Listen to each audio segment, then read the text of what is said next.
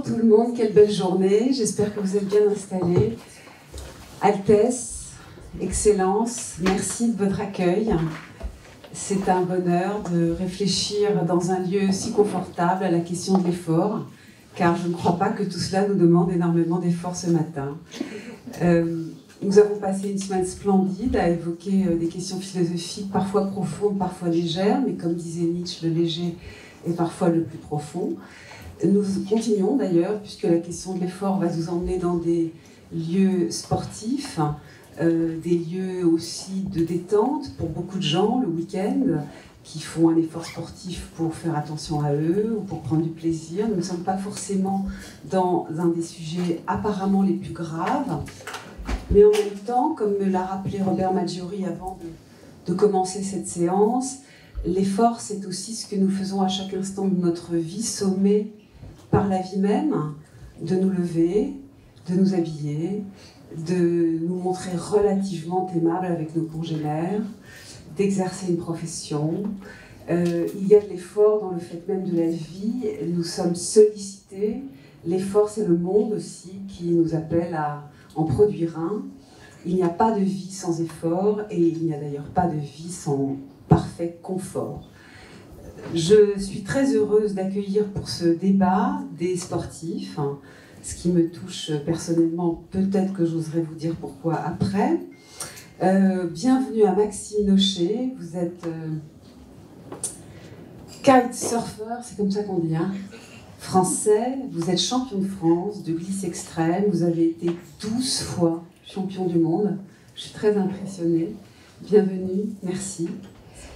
Je reçois aussi Oren Nataf, skipper amateur sur rayon vert, lors de la route du Rhum il y a quelques mois. Merci, ça a dû être difficile ça, vous allez nous en parler. Et puis des vrais spécialistes du goût de l'effort et parfois des moments où ce goût nous quitte, car nous parlerons aussi de cela. Il y a des moments dans la vie où ce goût nous quitte et peut-être qu'il faut savoir les entendre. Bouba, on se connaît déjà, Bouba. J'ai déjà fait un débat avec vous l'année dernière. On dit Bouba, hein? Voilà, tout le monde vous connaît ici. Vous êtes chez vous, au Yacht Club. Bouba comme les petits ours. Non, Bouba comme vous-même. Bouba, vous êtes coach sportif, mais bien évidemment, comme vous êtes un grand coach sportif, vous vous occupez de tout, du corps, de l'âme, du mal-être, de la fragilité et de la force. Merci Bouba, je le sais parce que tout le monde me parle de vous et ça n'arrête pas d'année en année. Et puis enfin, quelqu'un qui s'occupe peut-être plus spécialement des âmes, quoique je ne fais pas partie des philosophes qui pensent que l'âme et le corps sont séparés. Christian Target, bonjour. Vous êtes coach en performance mentale et je présume que cela engage des efforts parfaitement mentaux, mais aussi des efforts sportifs. Engageant le corps, et puis après tout, tous les efforts mentaux engagent le corps. Donc nous sommes sur le même sujet, tous les quatre. Je vais avoir un tout petit prisme personnel dans l'abord de ce sujet, donc comme je crois qu'il faut toujours dire les choses à ses interlocuteurs, je préfère le dire. J'ai moi-même fait du sport d'assez haut niveau pendant toute mon enfance et mon adolescence, qui, au passage, a contribué peut-être aussi à une certaine solitude, donc je ne considère pas que ces années aient été entièrement magnifiques, mais elles ont aussi été belles. J'ai fait du tennis en compétition, j'étais classée 0 à 15 ans, j'ai participé au championnat de France plusieurs fois, j'ai été championne d'Alsace de temps en temps. Et forcément, le tennis est un sport parfaitement individuel, où on se bat contre l'adversaire et contre soi-même. Ce n'est pas un sport d'équipe, c'est un sport qui ressemble aux efforts, je crois, que vous faites, même s'il n'y a pas le jeu. Pour vous, il y a ce rapport à soi, le souci d'une excellence, le souci d'une hygiène de vie constante, peut-être un peu trop d'ailleurs. Je suis ravie d'être sortie de tout cela aussi dans ma vie, il fallait en sortir. Mais c'est pour vous dire que j'ai quand même apporté 2 livres qui viennent de sortir, qui sont très beaux, qui seront peut-être une entrée en matière. Une biographie de Suzanne Lenglen, des toutes premières femmes à avoir été connues pour son excellence tennistique. C'est écrit par Jean-Christophe Pifot dans une collection, chez un éditeur qui s'appelle Destin. Suzanne Lenglen et la femme créa le tennis moderne. Et puis, Il se trouve que c'est quelqu'un que j'ai rencontré dans mon parcours tennistique. Il était très très fort, hein. Il était en première série française. Et il est psychiatre, il s'appelle Christophe Bernel. Il était dans ce club que j'ai connu à Paris plus tard, de Cercle Athlétique de Montrouge. Christophe Bernel, qui a des vraies responsabilités toujours dans le tennis français. Il a écrit un livre aux éditions Solar qui s'intitule Nadal, Federer, Djokovic, 21 matchs pour entrer dans la tête de ces champions et booster votre mental. Alors je vais peut-être commencer par cela, parce que Christophe Bernel évoque très volontiers le fait qu'il existe, et c'est un grand classique en tennis, mais dans d'autres sports aussi, des gens qui sont extrêmement forts à l'entraînement et qui s'effondrent au match. La compétition n'est pas uniquement un effort physique, ni même un effort analogue à celui de l'entraînement. Et c'est d'ailleurs parfois, dit-on, un problème français, la difficulté à avoir des gens qui soient aussi forts dans les très grandes compétitions nationales et internationales qu'ils le sont à l'entraînement quand on les voit jouer, etc. Donc je vais me tourner vers vous, Christian Target, à propos de la performance mentale, parce que je crois que nous parlons d'abord de cela. Ça ne vous étonne pas ce que je viens de dire? Non, c'est un grand classique. Hein. Les gens qui s'effondrent au plan mental en cours de match. C'est pas. Les gens qui s'effondrent en cours de match pour des raisons mentales, ça me semble un grand classique qui commence à disparaître un peu. Le tennis, quand même, s'intéresse au mental depuis quelques années. Et même s'il y a eu de mauvais résultats à Roland-Garros, il y a quand même beaucoup de gens qui s'intéressent autour du tennis, du mental. Mais bon, vous avez joué au tennis, vous savez bien qu'il faut préparer le match, et ensuite, il y a 20 secondes entre les coups. Il y a 20 secondes entre les coups, 20 secondes entre chaque coup, et là, il faut corriger l'erreur, et il faut préparer le coup suivant. Si on ne sait pas le faire, on enchaîne les échecs. C'est un peu ce qui s'est passé hier pour ceux qui ont regardé. On voit bien quand même que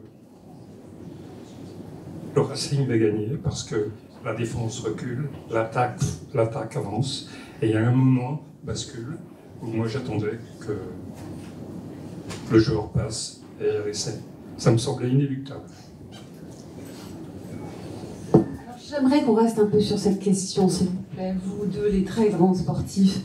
La compétition pour vous, vous avez été 12 fois champion du monde, vous avez dû réfléchir à votre capacité à donner le meilleur lorsque c'est important. Est-ce que vous comprenez que pour certains, ce ne soit pas si simple? Oui, exactement. Alors moi, c'est exactement l'inverse qui se passe, c'est qu'à l'entraînement, j'arrive pas à aller au bout de mes performances. Mon sparring partner peut en témoigner.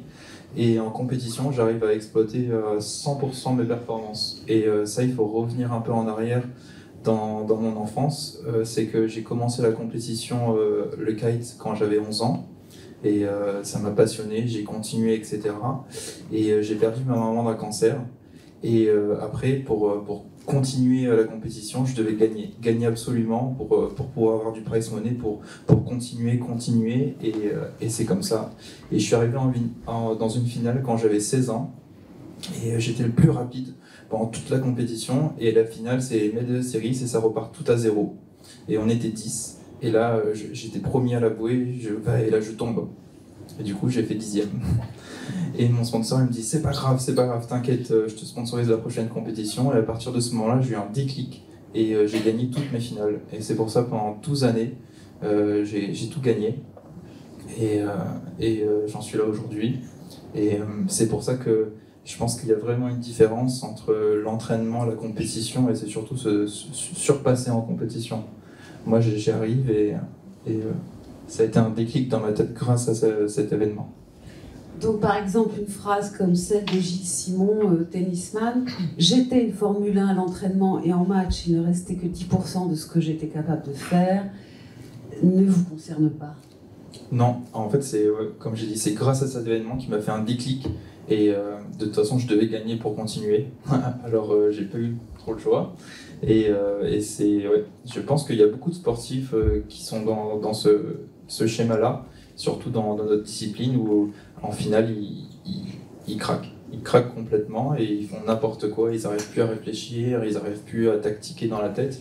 Et je pense que c'est beaucoup travailler sur le mental.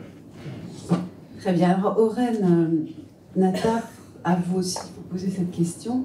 Il y a des moments où vous savez que vous devez vous mobiliser et ça marche. En fait, moi, je suis vraiment amateur. Donc, j'ai commencé la voile il y a 10 ans et jeune, j'étais pas du tout sportif parce que j'étais très malade pendant l'enfance. Donc, c'est plutôt un défi. Et pendant 2 ans, je me suis mis au sport, je me suis préparé. Et traverser l'Atlantique en solitaire, c'est vraiment en plus en plein hiver, c'est vraiment un gros défi. Donc bon, là, j'ai pas réussi, j'ai cassé. Mais bon, j'ai fait les qualifications, etc. Et retrouver seul sur un trimaran, bon, ça, c'était ça plutôt le défi. Et puis là, je vais le refaire dans 4 ans et je compte bien gagner parce que j'ai quand même l'esprit de compétition. Et puis j'ai le bateau pour.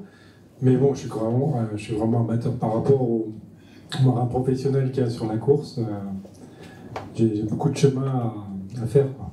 Il n'empêche que quand vous arrivez sur une course comme celle-ci, c'est le moment où il ne faut pas se rater. Hein.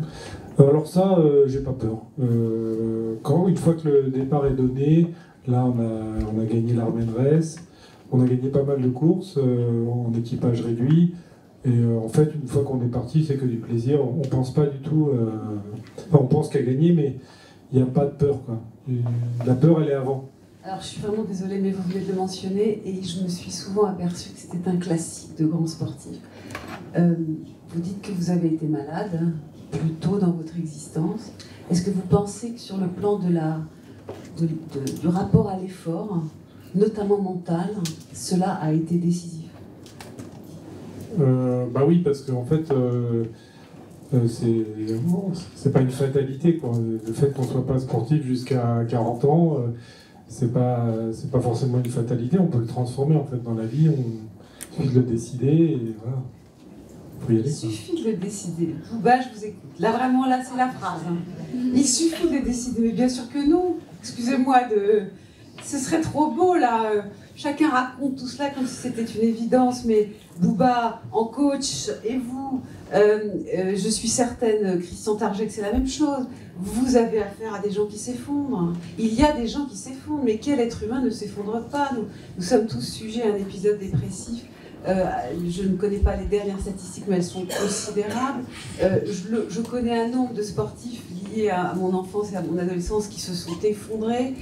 J'en connais d'autres comme moi qui ont claqué la porte pour mettre ailleurs l'effort et peut-être aussi la jouissance, parce que je pense que les deux sont intimement liés. On va rentrer un peu dans les profondeurs d'un psychisme complexe, dans son rapport à l'effort.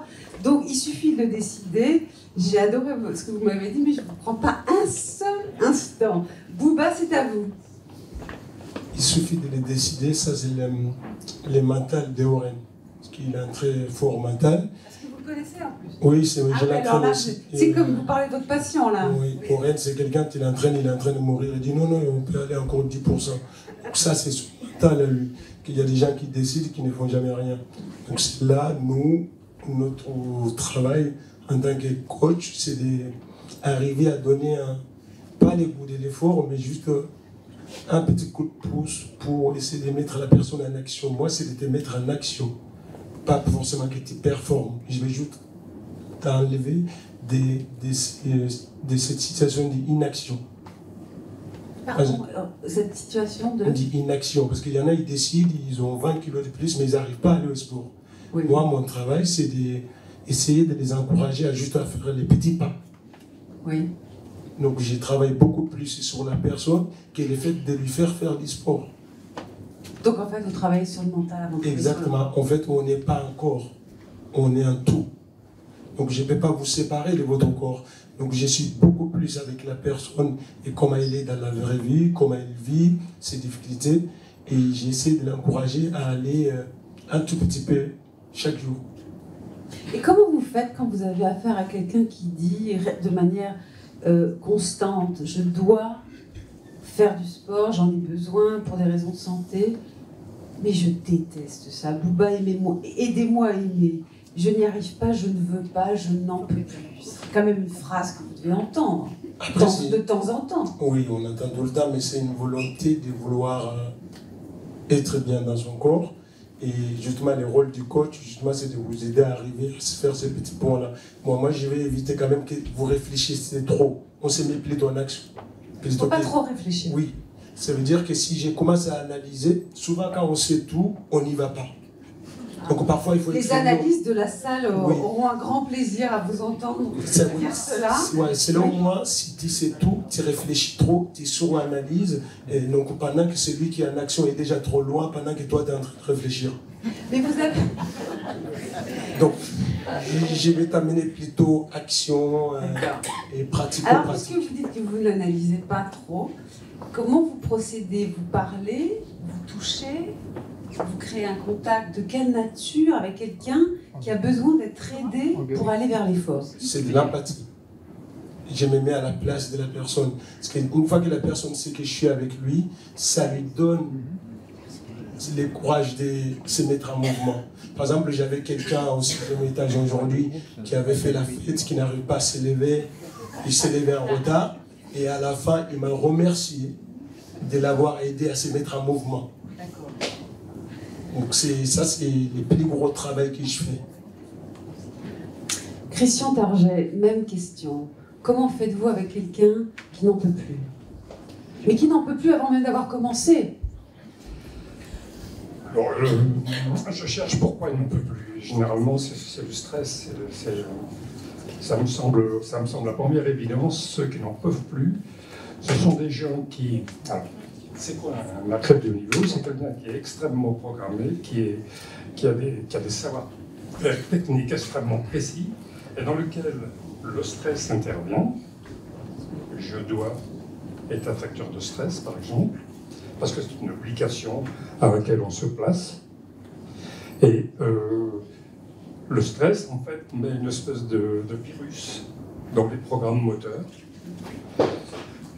Même chose pour ceux qui sont dans la salle, tous les gens qui ont un haut niveau de technicité. Il suffit de se poser une question sur cette technicité, d'un doute sur la technicité, et le stress est là. Donc, pour répondre à votre question, je cherche à traiter le stress préalable. Et ce qu'a dit tout à l'heure Maxime est exceptionnel. J'ai rarement rencontré de champions, j'ai côtoyé beaucoup de champions olympiques et de champions du monde avec qui j'ai travaillé, je n'ai jamais rencontré un qui soit dans cette configuration. C'est tout à fait exceptionnel. Quelqu'un qui vous dise, il suffit de le décider. C'est ça? Quelqu'un qui vous dise, il suffit de le décider. C'est ça qu'il a dit tout à l'heure. Oui. Non, mais c'est magnifique, il a dit ça spontanément. Hein. C'est tout à fait exceptionnel, je n'ai jamais rencontré. Moi, j'ai plutôt rencontré des champions du monde de l'entraînement, c'est-à-dire des gens qui étaient très bons à l'entraînement et pas bons en compétition, parce que la perspective de performer leur fait se poser des questions, et puis notez cette histoire de virus.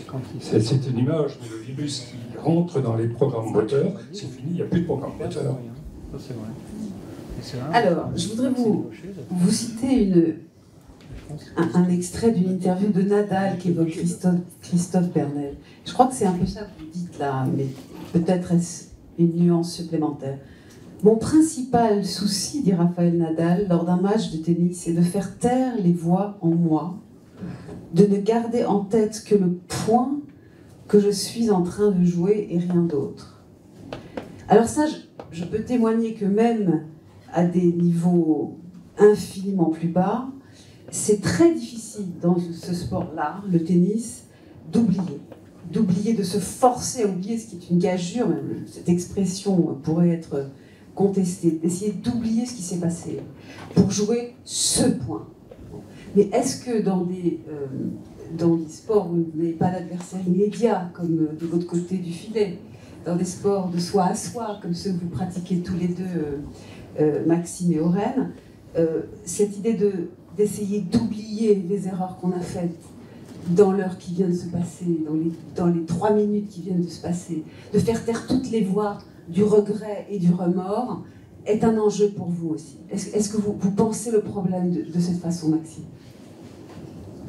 Alors, si on prend l'exemple dans une compétition, c'est vrai que moi j'ai beaucoup de voix dans ma tête, dans une manche, Mais c'est vrai qu'on fait un sport très physique. Du coup, on a mal aux jambes, on a mal aux bras et ça dit j'ai mal. Mais des fois, on arrive à passer au-dessus.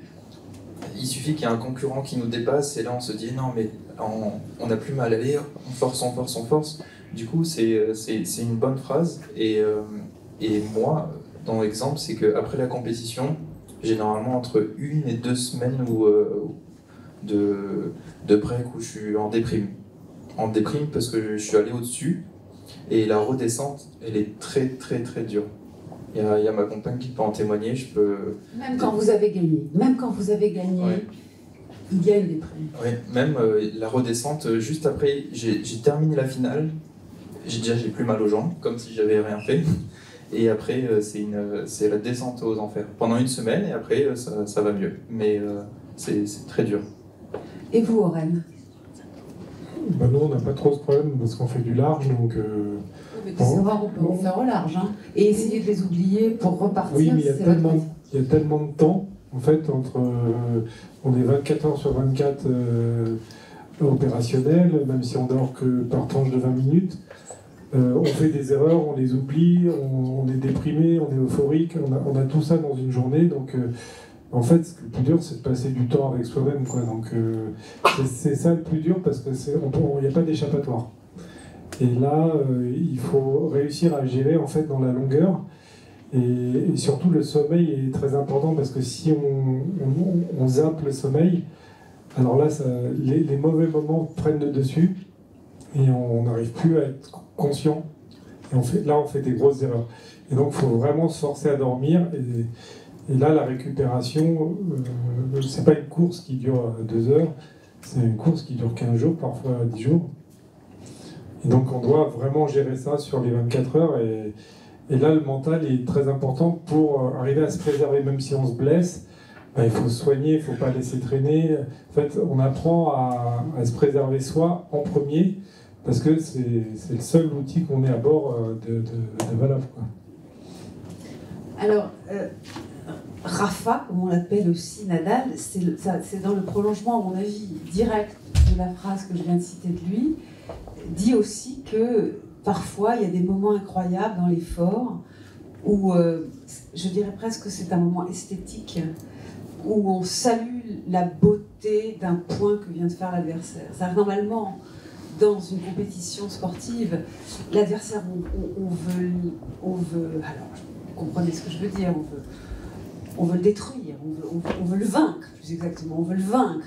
Et ce moment où il fait un point exceptionnel, on est comme apparié dans un moment extraordinaire, comme un couple qui vient de faire un point sublime. Et même si on l'a perdu, si l'adversaire a été grandiose, il y a comme un enthousiasme esthétique.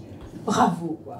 Et pour ça, il faut avoir fait taire toutes les voix qui disent mais tu ne te bats pas assez, mais tu n'es pas bon aujourd'hui, ça. Il faut s'oublier complètement soi-même pour jouir de la beauté de l'effort de l'autre. Qu'est-ce que vous auriez à en dire, Christian Targé? Il faut dire que Nadal je me demande même si c'est un être humain, il est extraordinaire, il est hors norme, absolument hors norme. Ben, moi j'adore la façon de vous le présenter en tant que philosophe. Dans mon travail, ça s'appelle la fluidité, ça s'appelle le flow. Et le flow, c'est exactement ce que vous venez de regarder avec beaucoup de poésie. Mais c'est vraiment un moment dans lequel on ne s'appartient plus. Je parle de mes athlètes champions. Et c'est des moments...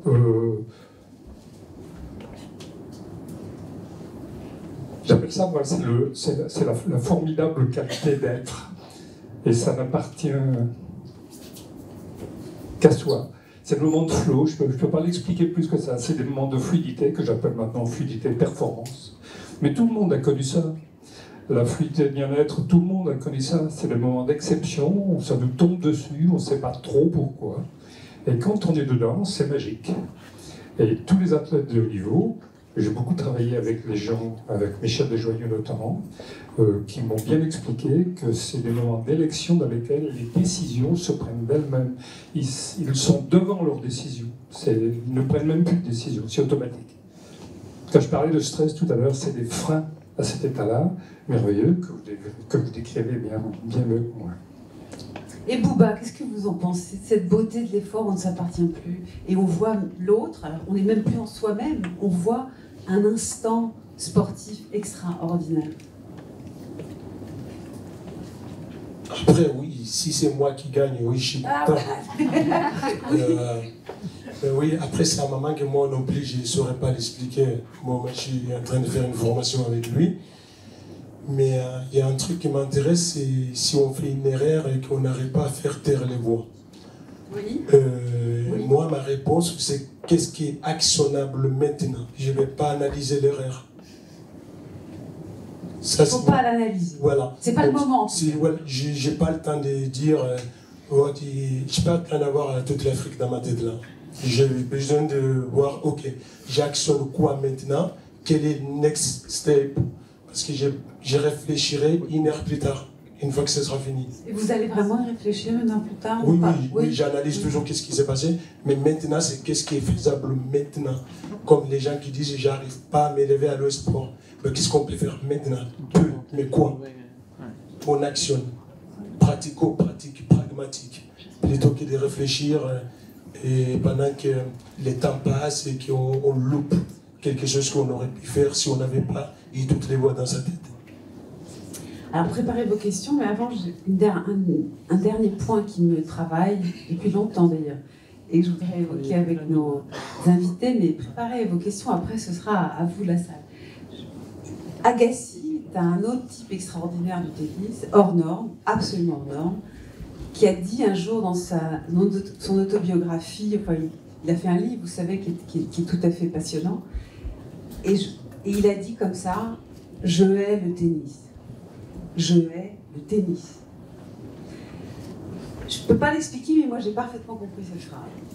Et je voudrais vous demander à vous tous, comment se fait-il que dans des choses qui nous passionnent, et la passion sollicite plus que n'importe quel aspect du quotidien, la passion nous sollicite. Il n'y a pas de passion sans mobilisation, sans effort. Ça donne énormément de plaisir.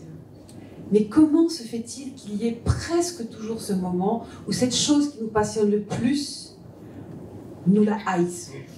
Est-ce que c'est quelque chose qui vous a déjà frappé? Ou bien je parle chinois là?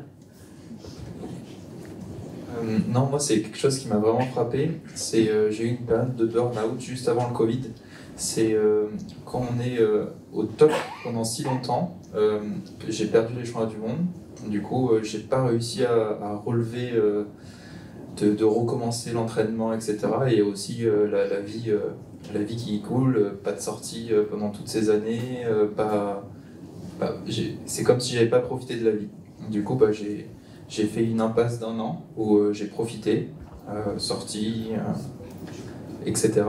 Et en fait, le sport, c'est quand même en moi, et ça me manquait tellement que je suis revenu pour préparer les Jeux Olympiques de l'année prochaine, comme le karaté est une discipline, et c'est la seule chose qui me manquait personnellement à avoir. Et là, c'est très dur de revenir après un échec, et surtout voilà, d'être en bas et de regravir petit à petit, parce que c'est pas qu'on va revenir, hop, on va gagner des compétitions, mais si on revient, on est 20e, on est 15e, hop, et là ça commence à aller mieux, et à 1 an des Jeux, ça commence à être pas mal. Donc le champion du monde 12 fois que vous êtes, il lui arrive de haïr le kitesurf. Ah oui, pendant 1 an, je pouvais plus en entendre parler, je voulais faire autre chose, et j'avais fait des études de finance. Du coup, moi, en tant que sportif, c'est génial, on peut exploiter ses performances et le mental dans ce travail. Et en fait, ça me plaisait pas de rester dans un bureau et voir les autres naviguer. Et c'est pour ça que je suis revenu sur le circuit. Oren Nataf, qu'est-ce que vous en pensez? L'enfer, ça fait partie de la navigation, en fait. On sait que quand on part, on va avoir 30-40% de très mauvais moments, parce que le bateau tape, parce que il y a une panne de pilote, parce que il y a des galères qui arrivent à peu près chaque jour. et qui sont plus ou moins ennuyeuses. Et en fait, plus on accepte ça, et mieux ça se passe. Et donc en fait, l'enfer il est là, mais il faut l'accepter. Et puis ce qui est très drôle, des fois c'est vraiment l'enfer, et puis on arrive au port, et puis une semaine après on a envie de repartir, même si on a vécu l'enfer. Donc ça fait partie du truc, et il faut l'accepter en fait. Bouba, qu'est-ce que vous en pensez? Il vous arrive à vous-même à haïr votre métier qui vous passionne, je sais.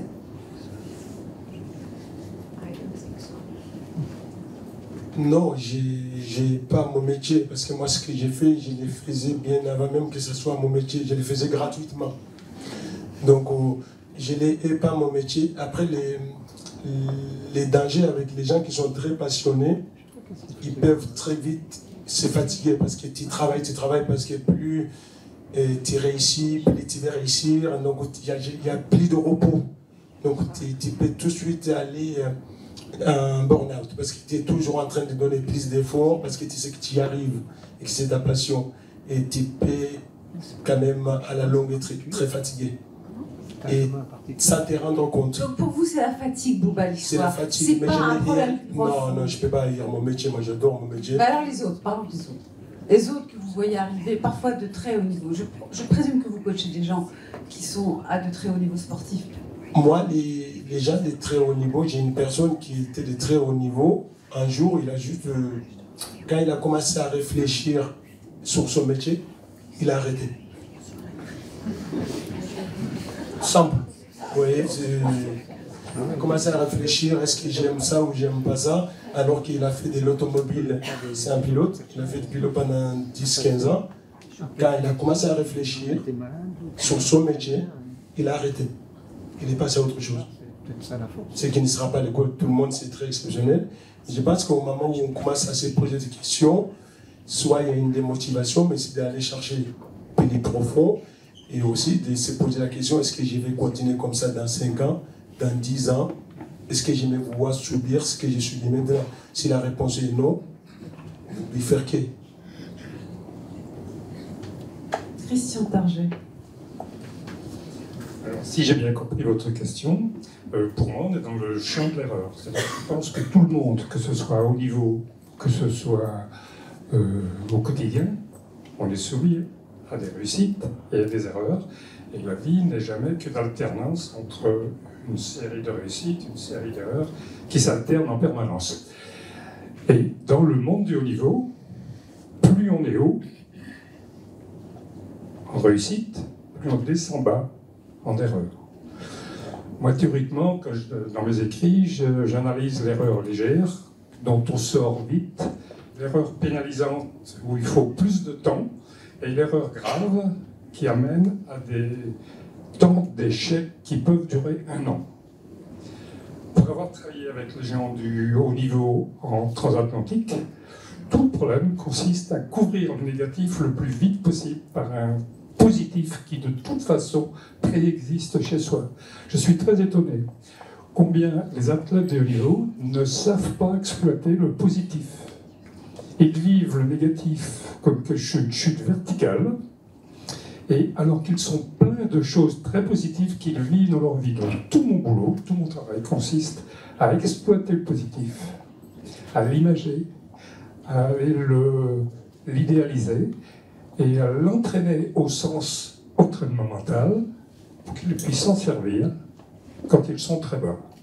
C'est-à-dire, si j'avais travaillé avec Maxime à cette époque-là, j'aurais été rechercher toutes les réussites énormes qu'il a eues pour le faire remonter, pour l'aider, si vous voulez, à se restructurer.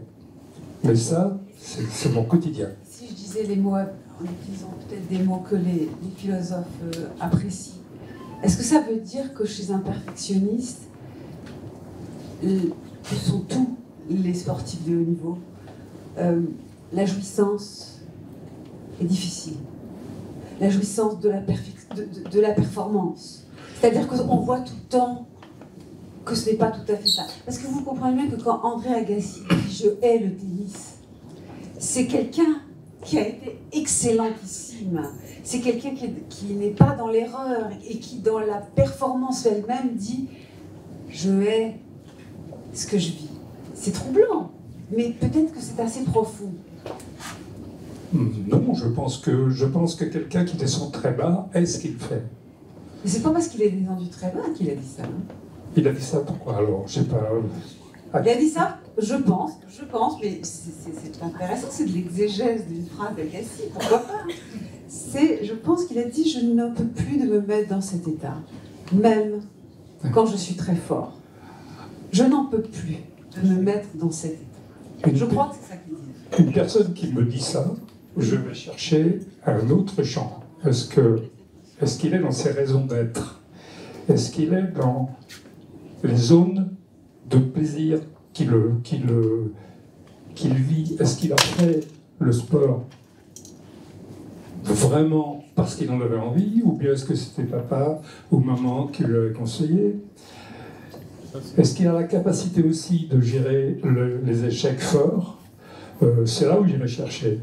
Mais là, on est dans l'estime de soi. Et l'estime de soi, s'il y a un sujet qui est rarement abordé, c'est bien celui-là. Et pourtant, on est dedans. Donc cette personne-là, j'irai chercher sur ses raisons d'être. S'il est vraiment sur ses raisons d'être, je renforce. S'il est à côté, on change. Alors, bien évidemment, vous ajoutez les uns les autres tout ce que vous voulez à cette discussion. Peut-être qu'il y a des choses que vous vouliez nous dire autour de ce sujet de ce matin. Non, mais pour rebondir, la première chose qu'on m'a dit quand on m'a coaché pour le truc, c'est que même si les situations sont terribles, personne ne m'a forcé à le faire et personne ne m'a forcé à prendre la mer. Donc, partir sur cette base, on ne peut pas se plaindre. Donc, on a choisi d'être là, donc les galères, c'est nous qui les avons choisies. Donc, voilà. Ça, c'est le principe de base de départ. Le deal de départ. Est-ce qu'il y a des questions dans la salle sur les nombreux aspects qui viennent d'être évoqués? Madame, on va vous donner un micro. Je voulais demander aux intervenants quelle était leur vue sur la phrase attribuée à Pierre de Coubertin.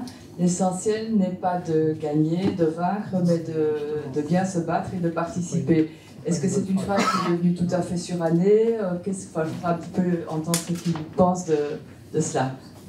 Je pense qu'un champion du monde 12 fois est particulièrement bien placé pour répondre à cette question. Maxime Locher.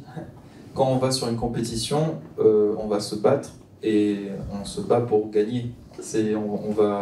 Après, on peut ne pas gagner, mais on aura été au 100%. Moi, en tout cas, quand j'y vais personnellement, si j'y vais à 100%.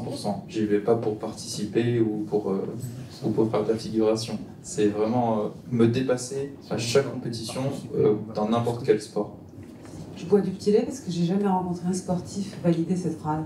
Vous voyez à vous. Vous la validez, vous, Rennes? Oui, parce que moi je suis amateur. Donc, parce que déjà, quand je me suis retrouvé au départ de la route du Rhum, c'est tout le chemin que j'avais fait en tant qu'amateur et j'étais pas très bon en voile. Enfin, j'ai débuté il n'y a pas très longtemps. Donc déjà, de me retrouver là, c'était déjà une victoire. Après, oui, on aime bien gagner, mais c'est dans un deuxième temps. Mais là, pour moi, c'était déjà une victoire d'être au départ. Quoi. Donc, parce que je suis amateur, hein, je suis pas un sportif professionnel comme monsieur. Donc. Une autre question. Il y avait un doigt levé juste là. Oui. Monsieur. Voilà, juste là. Oui, les deux messieurs. Voilà. Excusez-moi donc de poser cette question. Ce serait pour savoir si vous ne pouvez pas mettre davantage l'accent sur l'ambivalence profonde de l'effort, parce qu'il y a une sorte d'épicurisme, vous avez parlé de jouissance, de plaisir dans la victoire. On sait très bien que ceux qui touchent de près la victoire, mais c'est le désastre, le désespoir de ceux qui ont perdu de peu, et tous les efforts sont considérés comme anéantis. Et il y a même dans l'effort des métaphores qui sont empruntées à la guerre et au combat. Et il y a une expression importante qui quitte l'individu pour aller vers la collectivité et la nation, c'est la notion d'effort de guerre. Donc voilà, c'est pour comment vous envisagez aussi l'ambivalence de l'effort. Aussi bien la jouissance du vainqueur, on le voit dans les sports de combat, qui est parfois proche du cynisme, et en même temps la beauté de la victoire, ce plaisir, cette jouissance que vous avez évoquée, qui est une manière d'extase. Comment concilier cette ambivalence profonde? pas sûre de voir en quoi j'ai l'impression que ça se complète, puisque une ambivalence. En fait, c'est de la jouissance dont vous parlez, le plaisir de vaincre. C'est ça, je me trompe? Voilà, bien sûr. Donc l'effort est considéré dans une finalité qui est positive. Et derrière cette finalité positive, il y a toujours ce qu'on appelle l'adversaire, la défaite de l'autre.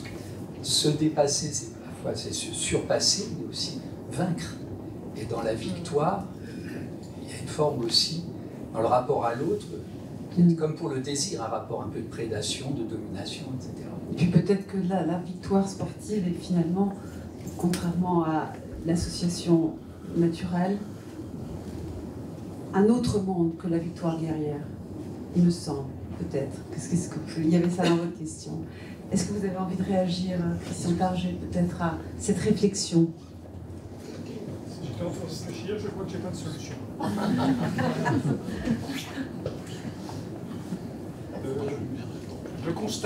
Je le constate plutôt que je propose des solutions. Si j'ai bien compris ce que vous m'avez dit, c'est vous regrettez en fait dans le monde du sport la concurrence qui fait qu'il y a un vaincu. Est-ce que je me trompe? Surtout le désarroi du vaincu par rapport à tous les efforts semblables qu'il a pu faire pour arriver au sommet. Et en fait, là on a parlé à un moment, il a demandé, mais oui, là, je on rentre dans un champ un peu compliqué. Moi, je pense que c'est la vie du quotidien. Et quand je regarde, je m'amuse bien à regarder les fourmis. Chez moi, je me viens regarder les animaux, je m'amuse bien à regarder les humains. Et j'ai rarement vu. On parlait tout à l'heure de la formule de Coubertin. Elle est magnifique, la formule de Coubertin. Elle correspond à strictement rien de réel. Merci, oui. Alors, je pense que Robert Majori voudrait répondre à votre réflexion. Robert, je te donne ce micro.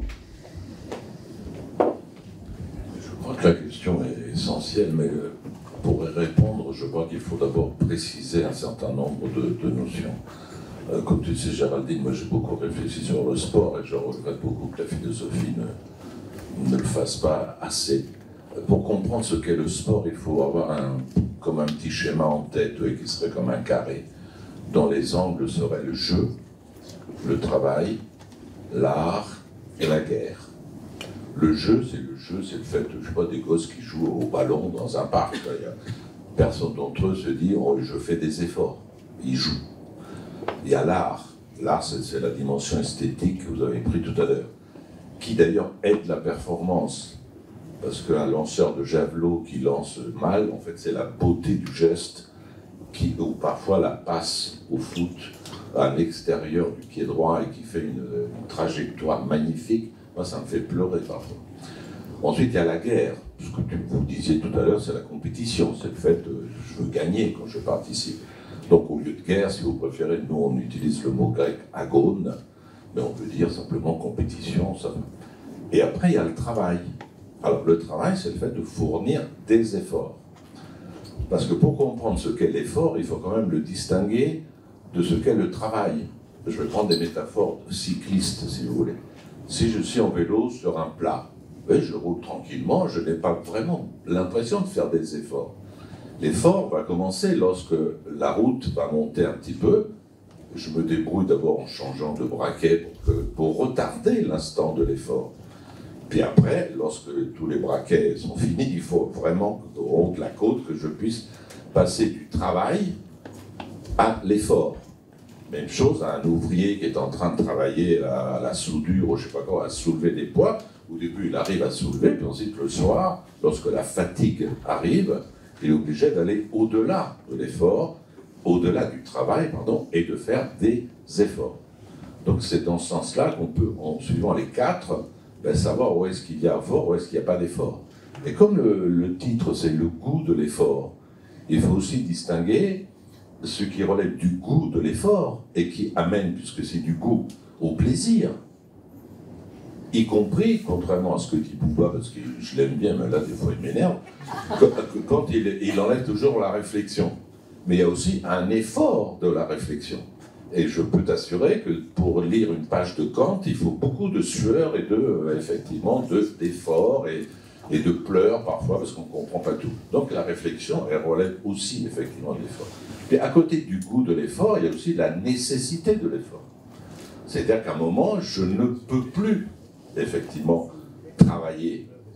Alors la nécessité de l'effort, ça peut être ce que je disais tout à l'heure, le cycliste qui a besoin effectivement, mais ça peut être aussi, je sais pas, le corps fatigué qui n'arrive plus à se soulever du fauteuil. Ça peut être aussi le corps handicapé qui n'arrive pas à faire certains gestes. Et puis, de façon un peu plus métaphysique, ça peut être chacun d'entre nous lorsqu'il en a marre de vivre. Là, on parle de la fatigue de vivre. Ça me fait penser à une phrase de Giacomo Leopardi, le plus grand poète italien, qui disait « J'en suis réduit à tirer ma vie avec les dents. » Parce que ma vie, elle ne suit pas. Lorsque nous subissons une dépression, un deuil, la perte de quelqu'un, un événement tragique, ben on n'a plus envie de vivre lorsqu'on n'a plus d'idéaux, etc. Et c'est à ce moment-là qu'il faut faire l'effort de vivre. De la même manière que vivre ne correspond pas toujours au fait que je pédale en plat, mais parfois ça veut dire que je suis en train de grimper le Tourmalet et que j'y arrive pas et que je m'écroule. Du coup, ça appelle l'autre. C'est-à-dire que dans le sport, il y a une dimension que certainement vous accepterez immédiatement, qui est celui de la collaboration, qui signifie littéralement travailler ensemble, que ce soit l'athlète avec le coach ou que ce soit les joueurs eux-mêmes. Donc si on fait toutes ces précisions, on comprend quand est-ce qu'on a besoin de l'effort et quand est-ce qu'on n'en a pas, quand est-ce qu'on jouit de l'effort qu'on a fait, de l'élève qui a travaillé sa philosophie et puis qui a une très bonne note au bac, ben, il est content, c'est la justice. Et bien aussi l'effort destructeur, c'est-à-dire celui qui abîme le corps déjà abîmé par le travail, par le rythme du boulot et ainsi de suite. En fait, je n'ai pas de questions.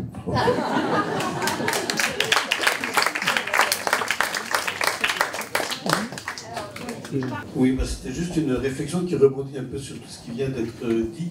En fait, on peut parler... l'effort s'applique à toutes les facultés humaines.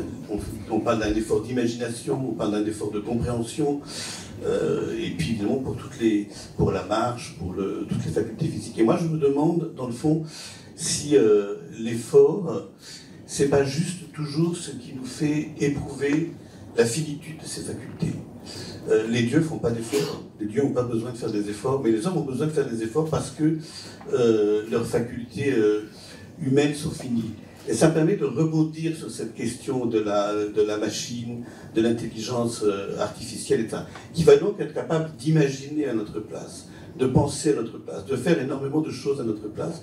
Et je me demande si justement ce que ça met en danger, ou en tout cas ce que ça inquiète, c'est la capacité encore d'éprouver dans l'effort les limites de nos facultés et donc de les repousser. Merci beaucoup. Christian Target, je crois que vous voulez réagir peut-être à cela, bien sûr. J'ai deux réactions. J'ai entendu parler de plaisir tout à l'heure, mais ça a été fugace. Vous êtes le seul à avoir parlé de plaisir. Moi, j'ai parlé de jouissance. Hein. Excusez-moi. Mais je parlais déjà de ça. Et ça, il me semble que c'est important de creuser ça, parce que dans le goût de l'effort, il y a la saveur de l'effort, et dans la saveur, il y a plaisir. Moi, je dis qu'il n'y a pas de motivation s'il n'y a pas de plaisir. Et c'est, je trouve, assez absent du discours en général, même si le mot jouissance a été prononcé, il n'a pas été prononcé comme ça, il a été prononcé dans le sens de flot, dans cette espèce d'état exceptionnel qui nous tombe dessus, la fluidité, et qu'on ne connaît pas. Le plaisir, c'est quelque chose qui se cherche, qui se développe. Vous l'avez évoqué, mais subrepticement. Moi, j'aimerais bien que ce soit un sujet... Parce que je pense que c'est vital.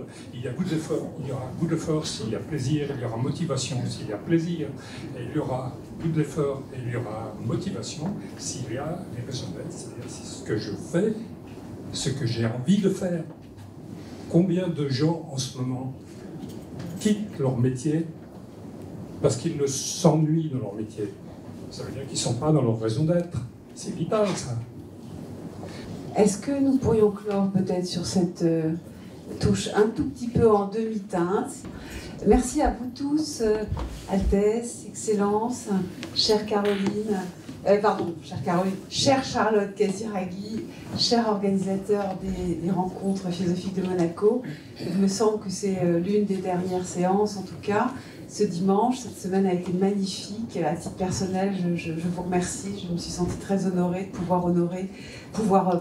je suis fatiguée, de pouvoir animer l'un ou l'autre débat. Merci à vous tous d'y avoir assisté. Charlotte, vous pouvez peut-être dire un mot. Je vais juste dire un petit mot parce que c'est vrai qu'on clôture cette semaine de la philosophie et je dois dire que cette année ça a été vraiment exceptionnel et je veux juste remercier tous ceux qui nous ont soutenus et tous ceux qui ont permis de faire cette semaine et je trouve ça magnifique de terminer au Yacht Club dans un endroit aussi beau et voilà, je voudrais remercier tout le monde du fond du cœur.